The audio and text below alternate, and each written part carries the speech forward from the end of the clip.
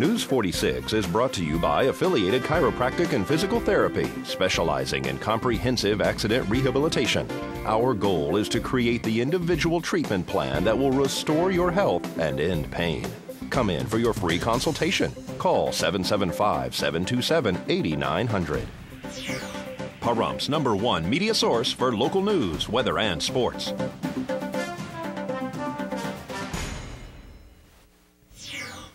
Good evening. It's Monday, February 14th, 2011. Happy Valentine's Day. I'm Rhonda Van Winkle in for Rick Vale. And I'm Janet Arrett for News 46. This morning, there was a hearing held for Sharon Broadhead at the Nye County Courthouse. The hearing resulted with Tina Judge Brisbell releasing Sharon Broadhead on her own recognizance. A press conference was held shortly after the arrest. Broadhead's attorney, Tom Gibson, argued that Sharon Broadhead should be released on her own recognizances based on the fact that the district attorney's office had not yet charged her. In order for a person to be charged or especially convicted of a involuntary manslaughter, the person has to be doing either an illegal act which was not intended to cause the death of someone else, or in the alternative, they were doing a legal act which necessarily have consequences which could cause death. In other words, driving recklessly through the desert with somebody in the back of a pickup truck.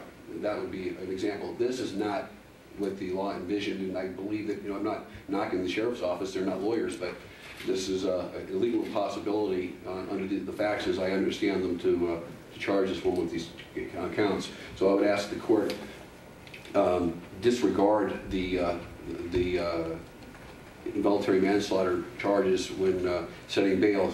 Secondly, it's still, I think it's a stretch also under the other charges for the felony negligence that, I mean, that's a question of fact, which will have to be dealt with later, but in any circumstance, what we have here is a horrible accident, and it appears that the state's, not so the DA's office, they haven't charged him yet, or charged her yet, but the sheriffs have arrested this woman based upon what I would call very weak probable cause.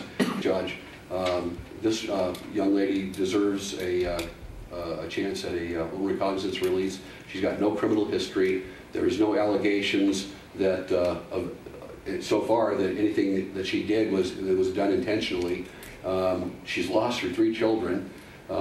And she basically, I spoke with her husband yesterday, and what they're trying to do right now is just try to make some sense out of all this.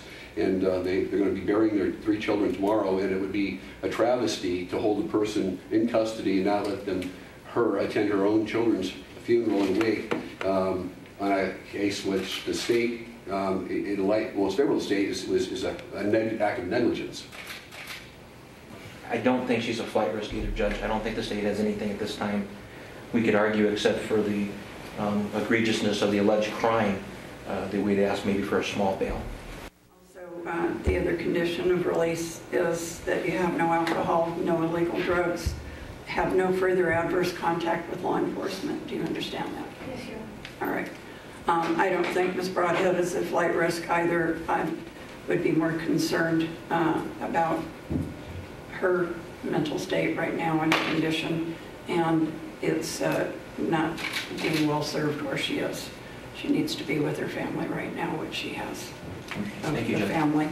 So I will release her on her own recognizance. We'll set a formal arraignment date at this time so that you have a date certain. Mr. Gibson, I'll give the state 30 days to file the complaint. Thank you, Judge. March 28th, 2:30 p.m. Thank you. All right. Well, talk to us a little about how is she doing right now? She's emotionally drained. She has the indicia of being under a lot of stress, absolutely, and looks like she has is in a state of shock. When I first met her for the first time yesterday afternoon. I spoke with her for a little over an hour, and she was shaking and rocking back and forth, and again, all the indicia of someone in a state of shock or extreme emotional distress. First of all, Nye County is famous for arresting people based on probable cause. there's nothing illegal about that, but it's usually what we do in Clark County. However, they saw that they felt that they had enough to hold her in custody until such time as a criminal complaint could be filed. No complaint was filed yet as today, so the judge took my lead and allowed Ms. Broadhead to go home. Mm-hmm. And she will be back on March 28th. What was that? What's that for? That's for the official arraignment. Today was the initial appearance, where counsel is appointed and bail is set or reset depending on the circumstances. And where do you? Oh, go ahead. Go ahead. Mr. Gibson, can you tell us why you think the manslaughter charges should be dropped? Well, they shouldn't be dropped. See, they're not. People confuse charges with charges of arrest and then charges as in a charging document. A charge of arrest is just what the police feel that the case warrants or deserves. Quite often, the district attorney's office or any prosecutorial body will find that there's a difference of opinion and not charge the same things that the police arrest a person for. The police are saying that, Sharon could have taken proactive, approaches, contacted the authorities about these prior fires and whatnot. How do you plan to approach her defense? Well, it's a little early right now. I mean, I haven't even seen the discovery yet, so I don't want to say, but I do feel that this is more of a horrible tragedy, and unfortunately, it's more of a knee-jerk reaction by the state to arrest and then let things settle out later, and it's not what it's supposed to be for. So where do you guys go from here? Well, first thing we do is go through the process. We go through our arraignment, and I mean, theoretically, the DA doesn't even have to charge anything. So it's my job right now, between now and the 28th of March, is to try to get Mr. Kunze to listen to what I have to say, and maybe the young lady will be able to remain free without charges. Did you give your client any instructions? I know she's off on her own recognizance. Just to not talk to anybody about the case, and not because there's anything to hide, but it's just anything you say can and will be used against you or twisted to whatever the listening person's mind wants it to hear. Obviously, this must be devastating for her. She's losing her 3 young kids and then being placed under arrest. I mean, talk about her devastation. I'm sure it's intense. Well, yeah. I didn't want to, when I spoke with her, I didn't want to get into the details too much, because I thought I could see that she was under so much stress that it really wouldn't be fruitful to bring up those horrible thoughts. So I kind of left it more with, I just gave her the mechanics of the criminal justice system, what she can expect, and I told her basically, as I left, that I tapped her on the leg and said everything's going to be okay. Anything else you'd like to add or get out there? As this is obviously a story that's kind of gripped this entire community. What would you like to get out there? Well, what I'd like to get out there is not so much, I mean, obviously you have to, as a parent, have to watch your children, but I think it's a little unrealistic that people would be put under, any parent or guardian would be put under such stress as to make sure that everything that their kid was doing at all times was being watched. And quite frankly, if a kid rode his bike down the street and was struck by a car, are you going to arrest the parent for letting the kid ride a bike? Well, he could get hit by a car. I mean, that's a possibility, and it does happen. So, I mean, how far do you want to take this? This is a horrible accident. So, I mean, based on what I've seen so far, and that's nothing more. News 46 spoke with Deputy District Attorney Michael Vita Cable, and at this time, the District Attorney's Office has not received the case. Detective Joseph Close in the DA's office will review the case, and DA Brian Kunze will then determine if the case has merit for prosecution. We'll have more coming up right after this break.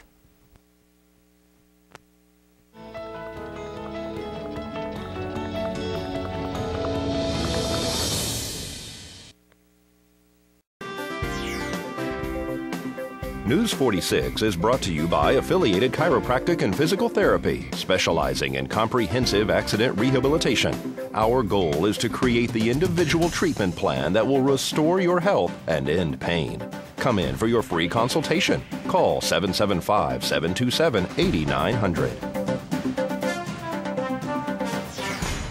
Welcome back. A brutal attack on a woman on Highway 372 at the Green Valley Grocer required Mercy Air to land on scene.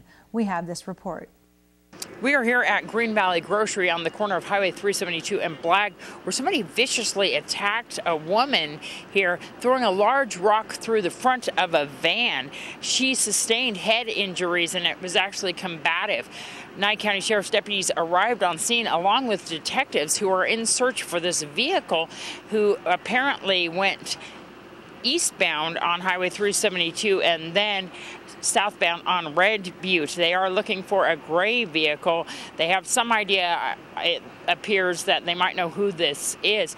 The woman, however, did suffer these head injuries we were talking about. Mercy Air landed on scene here. Pahrump Valley Fire and Rescue blocked both sides of Highway 372 in both directions to land the helicopter on scene.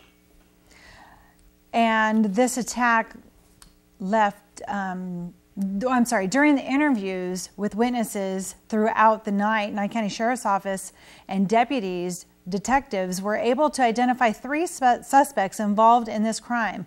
David Neal Taylor, age 23, Timothy Michael Hanahan, age 23, and Kevin Thomas Hanna, age 20. Please notify the Nye County Sheriff's Office if you have any information on their whereabouts.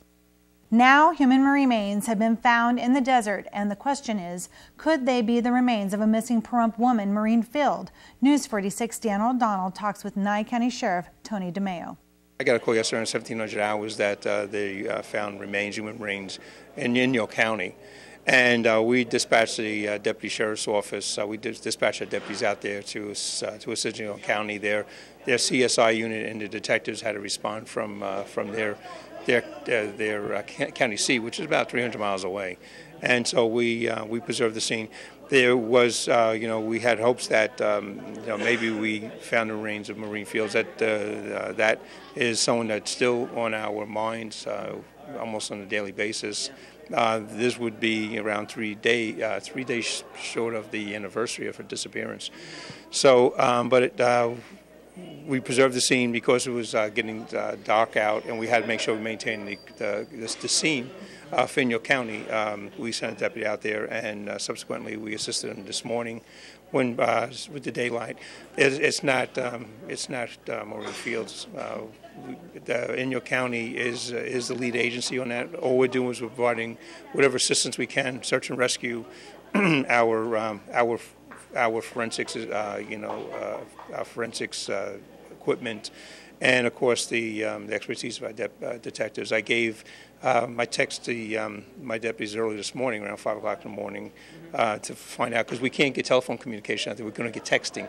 So I communicated them, and I communicated that we would provide anything we can from the Nye County Sheriff's Office. We would be subordinate to them. We'd give our personnel, and we'd be subordinate to the detectives there. That way it'd be their investigation. We'd just be there as a resource for them, which they're very much appreciative of. And right now, it does not appear to be Maureen Fields. I don't know where that investigation is heading right now, because that falls under jurisdiction in York County Sheriff's Office. Maureen Fields has been missing for quite a long time. Are we talking about skeletal remains, or are they newer? They're skeletal remains. We hope that they can determine who the identity of that person is, and of course help the family get some resolution as to as the missing person. So we're kind of out of that investigation. We're providing an assistance role. And York County is quite capable of conducting a full investigation on their own. They're quite capable investigators. We've worked with them in the past on crimes that happen within in York County, and our suspects, of course, are in Nye County, and vice versa. So we have a very good working relationship with them. And once again, the remains have not been identified, and they are thought to not be the remains of missing woman Maureen Fields. We'll keep you updated on this story. This is Deanna O'Donnell for News 46. Well, they definitely have been busy, and so have we, reporting on everything they've been doing. Yeah, too bad it's not good news. I know. And we have more on the death of a 3-year-old right after this break. Keep it here.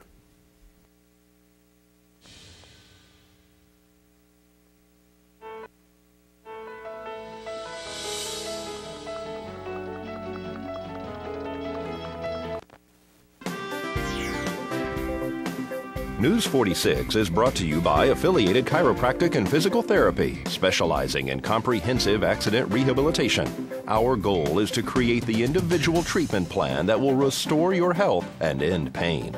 Come in for your free consultation. Call 775-727-8900. Nye County Sheriff's Office released a press release concerning the death of a 3-year-old. On February 11th at approximately 12 p.m., Nye County Sheriff's Dispatch received a 911 call from a female saying that she was currently driving a small child whom she believed to be dead from an unknown location on Far Road in Amargosa Valley, Nevada, to a clinic located near the Amargosa Valley substation of the Nye County Sheriff's Office. The exact nature of the emergency was not ascertained because the phone connection was interrupted for an unknown reason. Emergency personnel in Amargosa Valley were dispatched immediately and responded to the clinic. Upon arrival, the 3-year-old male child was pronounced dead at the scene. Investigation by Nye County Sheriff's deputies and detectives revealed the child's mother, 43-year-old Luz Maria Gonzalez, had driven to a church on Maverick Road and left the child sleeping on the back seat of the vehicle while she went inside for about 5 minutes. The child, who had not been restrained in a car seat, apparently woke up and attempted to climb out one of the windows, which had been partially lowered by his mother. While climbing out, the child's head became lodged between the door frame and the window, causing a brief struggle, resulting in the child's death. During the investigation and interviews with family members, it was determined that there had not been any previous pattern of neglectful behavior of this kind by the child's mother, and that leaving the child unattended had been an isolated but tragic decision on her part. At this time of this release, it had not been determined whether charges would be filed against the child's mother. Detectives are following up on several leads, and the investigation is ongoing. In other news, Deanna O'Donnell reports on a 2-vehicle accident located on Blagg and Calvada with minor injuries. A 2-vehicle accident here at Blagg and Calvada this afternoon. Nye County Sheriff's deputies arrived on scene along with Pahrump Valley Fire and Rescue to check out a woman who was shaken with minor injuries. She's an elderly female who was driving the large sedan. Apparently this accident occurred because of the failure to yield the right-of-way. You know, there's a stop sign here on the north and southbound directions of Blagg, but Calvada actually has no stop sign, and a lot of accidents occur here because of that, and that is what happened in this case. They are looking at the larger vehicle being at fault in this accident. Once again, the people were checked out on scene, only suffering minor injuries. No one was transported. Nye County Sheriff's deputies are investigating the cause of this accident. This is Deanna O'Donnell on Calvada and Blagg for News 46. And so we're missing Rick because he normally does our weather. We miss you, Rick. But apparently when we take a look at the weather, we might have some colder days coming up soon. We'll have more on your 7-day forecast. Keep it here right after the break.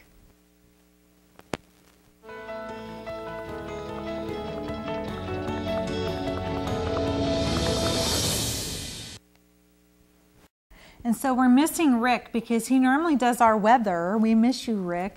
But apparently when we take a look at the weather, we might have some colder days coming up soon. We'll have more on your 7-day forecast. Keep it here right after the break.